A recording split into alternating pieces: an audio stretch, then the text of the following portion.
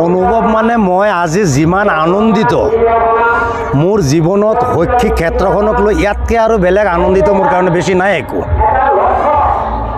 এই ৰূপালী জয়ন্তী মানুহৰ এটা সপোন থাকে। আজি 25টা বছৰ পূৰ্ণ কৰিলে। এই 25 বছৰ পূৰ্ণপতি উপলক্ষে যি ৰূপালী জয়ন্তী অনুষ্ঠান উদযাপন কৰা হৈছে, এই উদযাপিত অনুষ্ঠানটি দুদিনীয়া কাৰ্যসূচীৰে আছিল। আজি অন্তিম দিন। অন্তিম দিনৰ বাকীসমূহ কাৰ্যসূচী শেষ হৈছে যদিও সংগীত সন্ধিয়া সুখবিন্দৰ সিং সুখী আৰু সংগীতা শইকীয়া দুয়োগৰাকী খুব ভাল কণ্ঠশিল্পী। তেওঁলোকে আমাৰ ইয়াত ইতিমধ্যে আহি উপস্থিত হৈছে।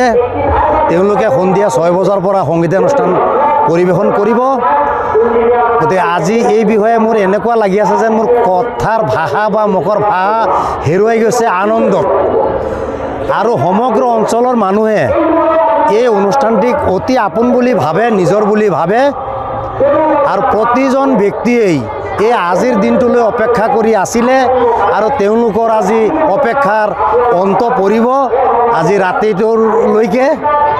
গতিকে আমি কি ক'ম, আৰু এই ক্ষেত্ৰত আমাৰ যিমান সাংবাদিক বন্ধুসকল ভাইসকল আছে সকলোকে মই মোৰ ফালৰ পৰা আন্তৰিক অভিনন্দন জ্ঞাপন কৰিলোঁ।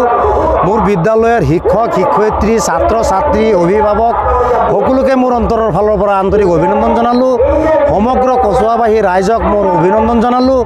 কাৰণ ইমান ধুনীয়াকৈ অনুষ্ঠানটি পৰিচালিত কৰাত প্ৰত্যেকজন ব্যক্তিয়ে আমাক সহায় কৰিছে। প্ৰাক্তন ছাত্ৰ ছাত্ৰীসকলে বিভিন্ন প্ৰকাৰে আমাক সহায় সহযোগ আগবঢ়াইছে। তেওঁলোকে বহু কষ্ট কৰিছে। গতিকে 23 আগতে তেওঁলোকক লৈ মই আন্তৰিক অভিনন্দন জ্ঞাপন কৰিলোঁ। আৰু ইয়াতকৈ মোৰ আৰু যেন আজি ক'বলৈ ভাষা বিচাৰি পোৱা নাই।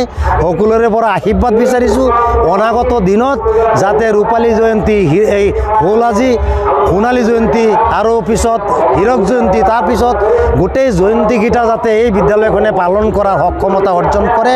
হয়তো তেতিয়ালৈকে মই নাথাকিম, নিয়তিৰ হাতত মই গুচি যাম। কিন্তু এই বিদ্যালয়ৰ পৰৱৰ্তী প্ৰজন্মই যিসকলে ঘূৰি ধৰিব সেইসকলেও এই শৈক্ষিক এই ক্ষেত্ৰখনক আগুৱাই নিব আৰু ভৱিষ্যত শিশুসকলক বা শিক্ষাৰ্থীসকলক মানে তেওঁলোকৰ মানে শৈক্ষিক উত্তৰণ ঘটাবলৈ নিশ্চয় প্ৰয়াস কৰিব এই বিদ্যালয়খনে। গতিকে আৰু এই বিষয়ে মই আৰু মোৰ ক'বলগীয়া বেলেগ একো নাই। সকলোকে সৰবাৰ আকৌ ধন্যবাদ দিছোঁ।